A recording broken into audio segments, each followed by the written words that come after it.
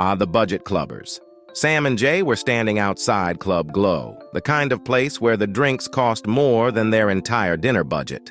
Naturally, they had a brilliant plan. Pre-game outside with a few economy beverages from the corner store before trying to get in.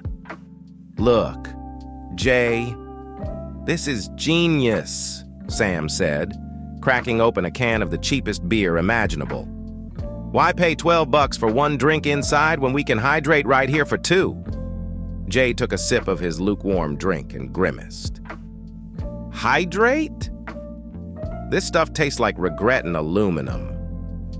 "Focus, man," Sam said, waving his can like a motivational speaker. "We're saving money and setting the vibe. By the time we get in, we'll already be legends." They clinked cans and took another sip, keeping one eye on the club's bouncer, a burly guy who looked like he ate wannabe partygoers for breakfast. "All right," Sam said, tossing his empty can into the trash. "Game time. Just act natural." Jay raised an eyebrow. "Natural? We've been loitering in the parking lot for 30 minutes. We're the least natural thing here." "Details," Sam said, brushing off the comment. As they approached the entrance, the bouncer's eyes narrowed. "You two been drinking out here?" Sam grinned. "Drinking? Us?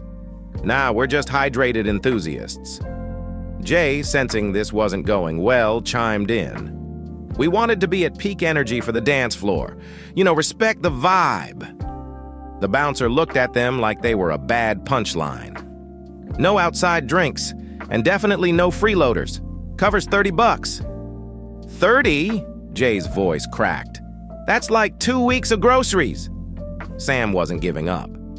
"What if we, work for it? Like, I can DJ, Jay can mop the floor." "Mop the floor?" Jay shot him a look. "That's your pitch?" The bouncer sighed. "You got 10 seconds to leave before I call someone bigger than me." Defeated, Sam and Jay walked away, but not without one last attempt. "Fine," Sam called over his shoulder, "but when this club misses out on our energy, just know it's your loss." They ended up dancing under the streetlights with the last of their corner store beers. Turns out the best party is the one you make yourself.